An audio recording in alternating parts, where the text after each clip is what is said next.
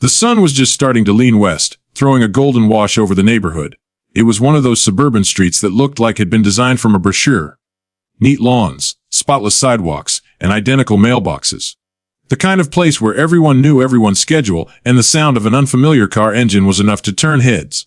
A black SUV rolled slowly down the street, its hum low and steady. It stopped halfway into a wide driveway lined with rose bushes and freshly trimmed hedges. The driver's door opened, and Jackson Cole stepped out. Tall, broad-shouldered, moving with the kind of quiet confidence that comes from years of discipline. He wore simple jeans and a faded gray t-shirt, one that had been washed so many times the fabric looked soft as dust. He squinted against the sunlight, surveying the driveway. The corner of his mouth twitched with a tired smile. Home. After months away, the word felt strange in his head.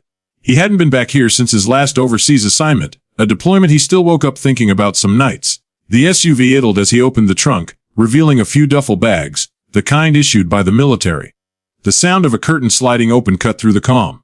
Across the street, through a narrow kitchen window, Karen Hollister watched. She was in her early 50s, still in her house robe though it was afternoon, with her phone clutched like a lifeline. Her neighborhood was her domain. She prided herself on noticing things. Who took in their trash cans late, who parked too close to the curb, who had guests that stayed past 10.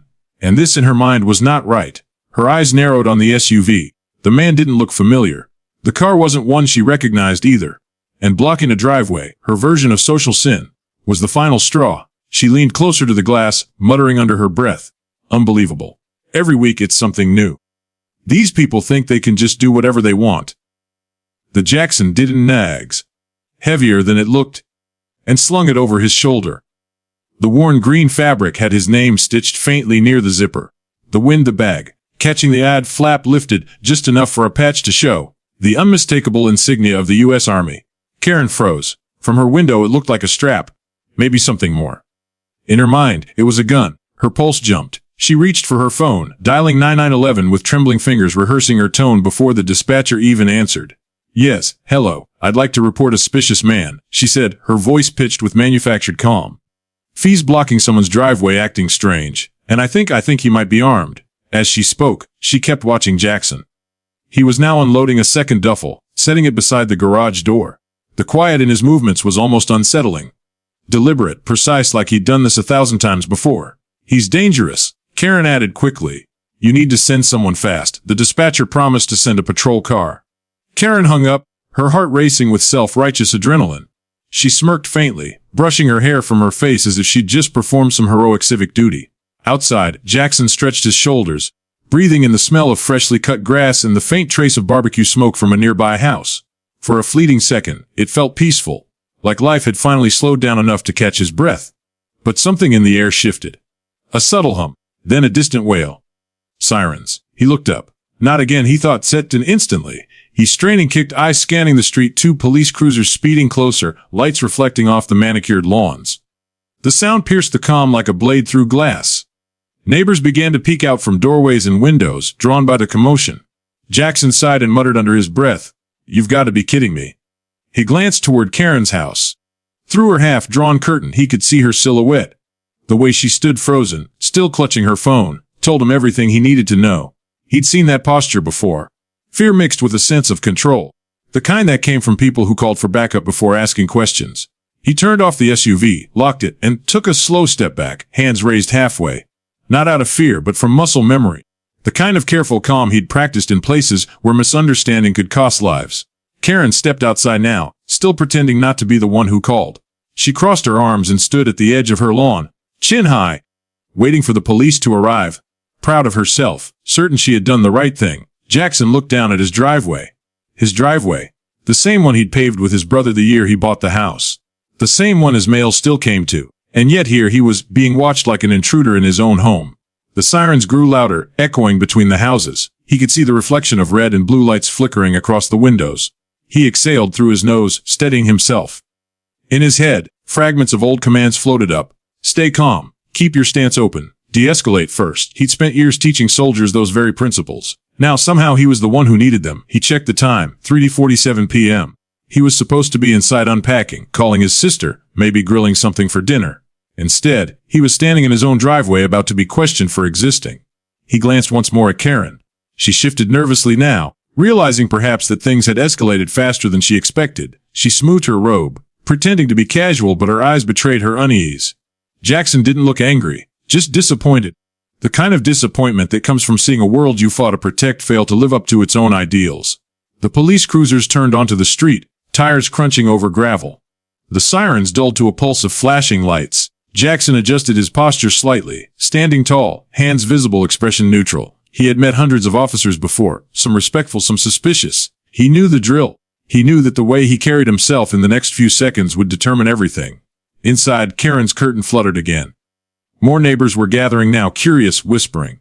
A couple with a stroller slowed down at the corner. Phones came out. Jackson could already imagine the headlines that might come out of this armed man confronted in suburban neighborhood. Except there was no weapon. No threat. Just a man who came home. The sound of the police cars finally stopped in front of him, and the faint crackle of a radio filled the air. Jackson's jaw tightened. This was not his first confrontation, but it was the first time it happened on his own soil, and as the officers began to step out, their hands resting cautiously near their holsters, Jackson's eyes flicked once toward Karen. For the briefest second, she met his gaze. She saw not anger, not fear, but the steady, unblinking calm of someone who'd faced far worse than a neighbor with a phone.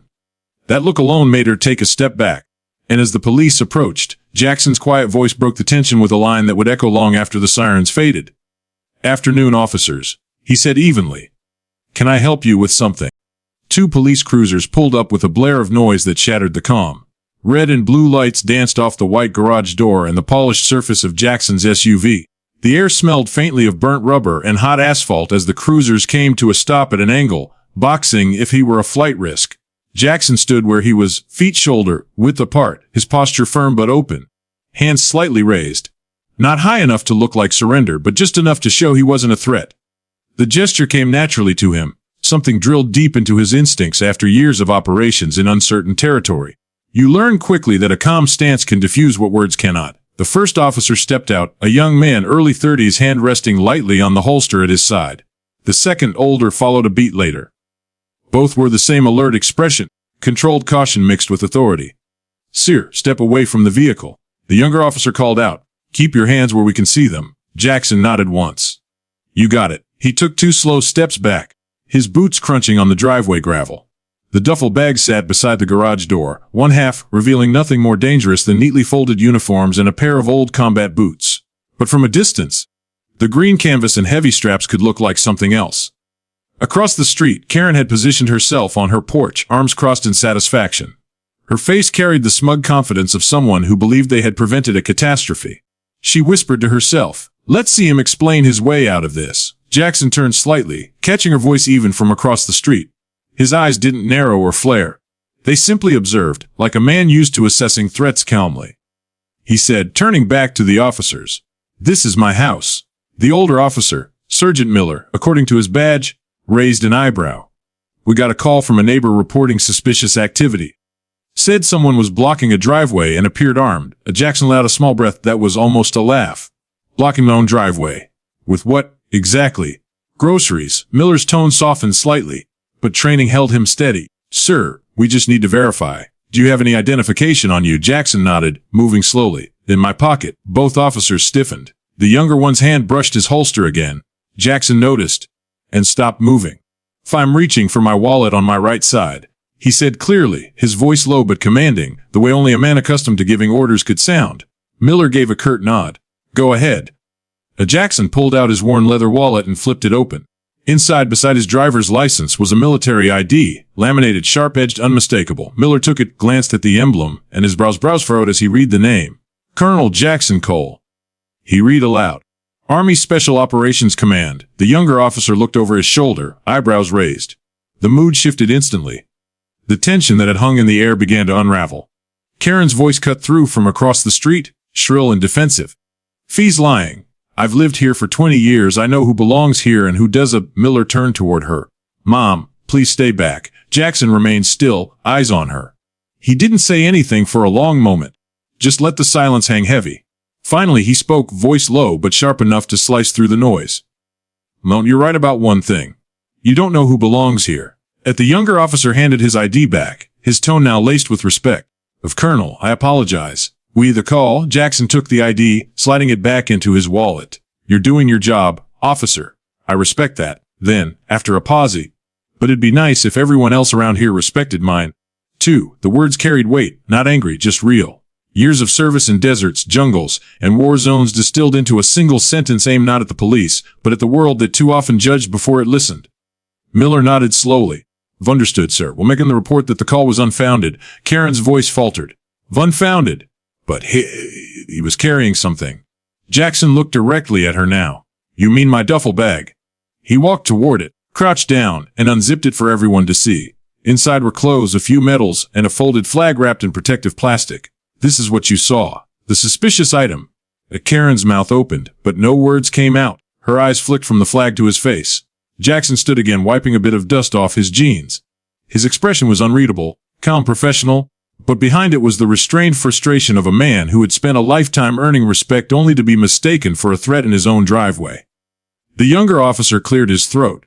"Again, Colonel, we're sorry about the confusion. You're free to go about your day." Jackson nodded.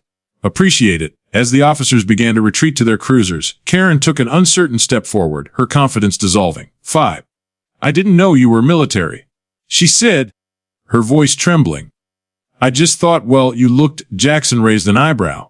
"Looked what, ma'am?" She swallowed. "Out of place." He stared at her for a long moment, the kind of look that made time stretch. The police lights reflected off his face, flickering like the remnants of a storm. Then he spoke, evenly, without raising his voice. "Heads, quietly. I just spent 18 months overseas making sure you can feel safe enough to call the police when you're scared.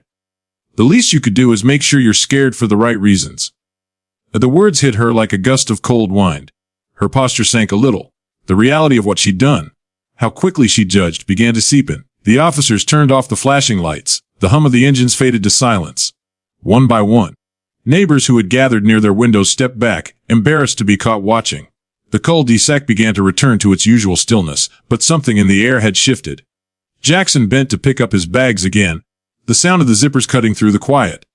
He walked with the same steady composure he'd had since the start. A soldier's rhythm, unhurried and exact.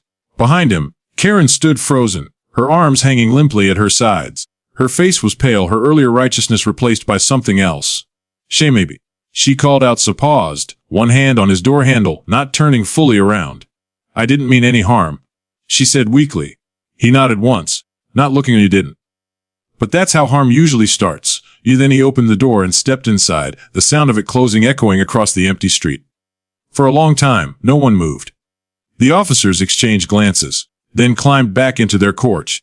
Karen stood there on her porch, still holding her phone like it might give her back her certainty. But all that remained now was the hum of silence, the sound of a lesson learned too late. Inside, Jackson set his bags down and finally exhaled long and deep. He looked out the window once more, watching the lights fade away. His expression softened just a little, not out of forgiveness, but understanding. The kind of wary understanding only those who've seen the worst in people can afford to have. He whispered to himself, "Home," as if testing the word again. Outside, the street looked exactly as it had before. But the calm wasn't quite the same anymore. It was the kind of quiet that followed realization, fragile, uneasy, and maybe, just maybe, a little wiser.